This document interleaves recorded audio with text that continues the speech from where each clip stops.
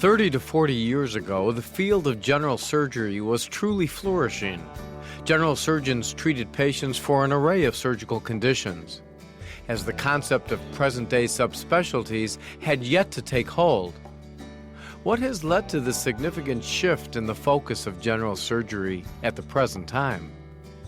You are listening to ReachMD XM157, the channel for medical professionals.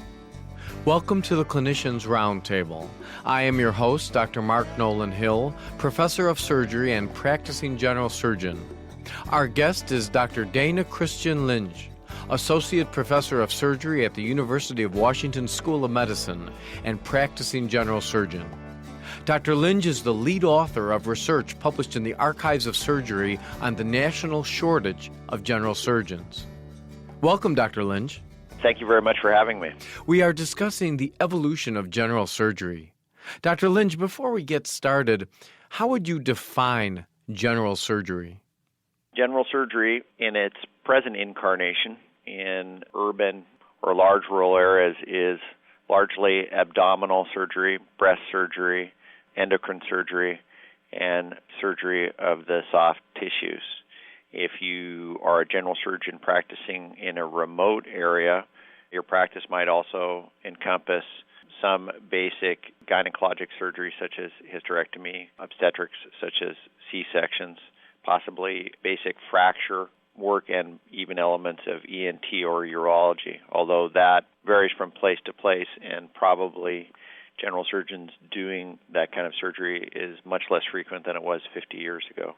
General surgery also, particularly in rural places, but also in urban areas, are often the surgical critical care specialists, and those who are also the surgeons who are most expert in nutrition, particularly total parenteral nutrition. It seems that so many of the lay public do not realize that general surgery is a specialty in of itself, and they look at general surgery as akin to general practice. I think that's true, and that shows the importance of a label. I think you're right. There are a lot of people in the public who don't realize the amount of training that it takes to become a general surgeon, and that it's commensurate with most of the surgical subspecialties. Years ago, I went into general surgery in large part because of the variety of the different parts of the body, the different disease processes, the different operations we did. Why do you think most people have gone into general surgery?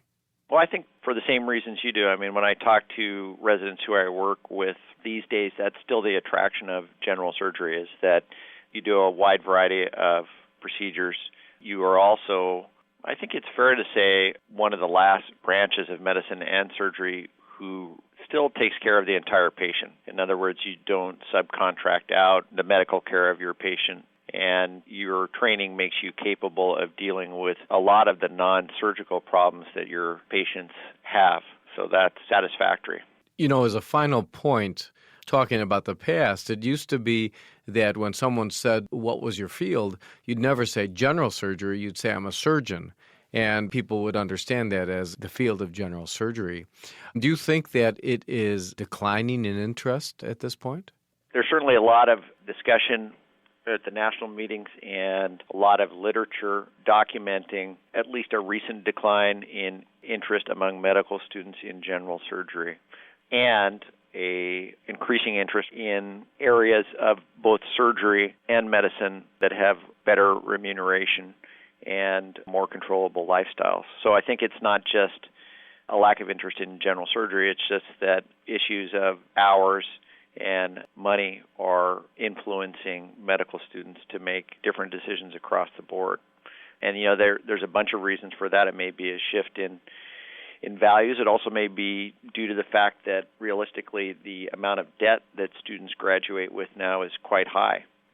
Life has changed compared, say, to the 40s and 50s. A lot of physicians now will be two-career families, and both spouses will be expected to participate in raising the children or whatever, and so control over hours becomes more of an issue.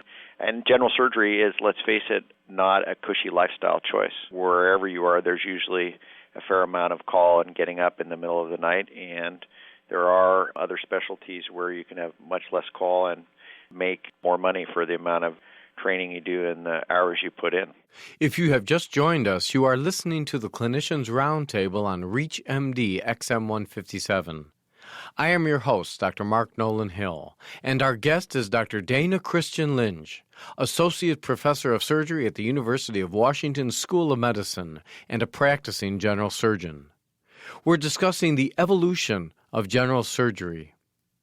Dr. Lynge, when I was a resident years ago, there were not terribly many residents who went on from general surgery and took a fellowship and planned to stay in that specialty.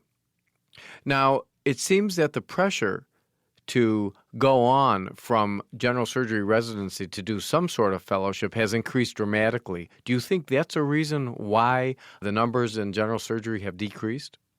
I think that is in part true. In our paper, we certainly cited as one of the reasons for the decline in number of general surgeons per 100,000 population. And if you look at the literature, and particularly the work of George Sheldon from North Carolina, it documents the fact that up to somewhere between 70 to 90%, depending on what kind of program you look at, of general surgery graduating chief residents go on to pursue some form of subspecialty training or fellowship.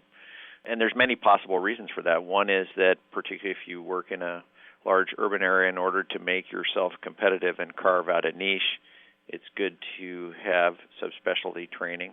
The other is that the number and complexity and depth of knowledge required, in every area of medicine arguably has increased, and so there's a reasonable argument for more training. And three, one thing that you hear talk of, and I don't know if it's true or not, but that nowadays, particularly with hours limitations and difficulty getting adequate case numbers, that in some cases some residents may feel that they need or want additional training in order to feel competent in an area of endeavor before they embark upon their practice. So there's many possible reasons that you can conjecture on, but it's certainly a fact that more general surgery residents pursue subspecialty training. Now, the big question in terms of manpower issues, and particularly an actual provision of general surgical services, is what proportion of those who go on to get subspecialty training continue to practice some form of general surgery. And I expect that varies a lot from region to region and on demand, and whether somebody who, say, becomes a colorectal surgeon can sufficiently tailor their practice and still have a full operating schedule and clinic schedule by doing only colorectal surgery, or if they have to do cholecystectomies and other stuff in order to keep busy. That's going to vary from location to location. You've mentioned some very interesting points. Certainly, many of the general surgeons have tried to carve out a niche, such as doing only breast surgery or doing any hernia surgery. And the joke is, well, it'll get to the point where you'll do only right-sided hernias or only left-sided hernias. It just gets so focused. But then when these physicians who are general surgeons get on staff and they get asked by their hospital to take general surgery call, as you alluded to before, they may say, no, I only do breast surgery, I only do hernia surgery. Do you think this is contributing to the shortage of general surgeons in the emergency room itself? I think it is. Again, you don't see any large papers that can document this, but you see in the publications of the American College of Surgeons and other publications talk of this. Anecdotes, you certainly hear it from people in the community practicing, that hospitals are having increasingly difficult time getting people to cover general surgery, particularly if they have, in some cases, if they've done a subspecialty or if they've carved out a certain niche and they say, I'm no longer going to cover that. Particularly trauma in some smaller communities is a problem. And hospitals are having to remunerate people in order to get them to cover call, which I haven't studied this extensively, but on the face of it, I don't think that's unreasonable. After all, people are providing a service, and hospitals do make money off of surgical services, so it's not unreasonable for surgeons, I think, to expect to be remunerated for taking call, though I know in the eyes of some people, because it wasn't done traditionally, that may seem immoral, but I think it's probably practical, and it's certainly the way things are going to be in the future, especially because it appears that there's less and less people willing to take general surgical call. In some communities, both academic and community, this has been addressed by having a sort of surgical hospitalist. In other words, having a surgeon either paid by a group or each of the group taking turns being on call for either a 12 or 24-hour period to cover all surgical emergencies, consults, etc., during this time, so that that's covered, and then the rest of the group can do their elective cases in clinic without having those disrupted. Now, I remember a number of years ago, as an intern and a resident, we were on call every other night, and our attendings used to say, well, that's too bad that you missed half the cases.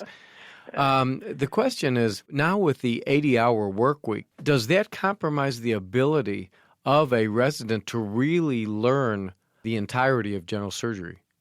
To be honest, I'm not qualified to comment on that, and I don't know if anybody is. I mean, that would be a fit topic for an endless telephone conversation, and certainly to have the thoughts of educators more knowledgeable and senior to me. I do think that it's probably more difficult for residents to get adequate case numbers under this system. Of course, how do you define adequate? That's up to the Board of Surgery. I also think it makes it more difficult to have the kind of continuity of care that you had in the days before the 8-hour work week when people were basically in the hospital all the time. Having said that, it's now the law, and the law is not going to change, and we all have to live with it. And so training programs are trying to find ways to make sure that residents get adequately trained, whether it's through more didactic education, whether it's working with surgical simulators, whether it's providing online educational material, whether it's making more of an effort to get the junior residents in the OR to open and close. Everybody's scrambling to try and make sure that people are adequately prepared. I want to thank our guest, Dr. Dana Christian Lynge. We have been discussing the evolution of general surgery. I'm Dr. Mark Nolan Hill, and you have been listening to the Clinicians Roundtable on ReachMD XM157, the channel for medical professionals.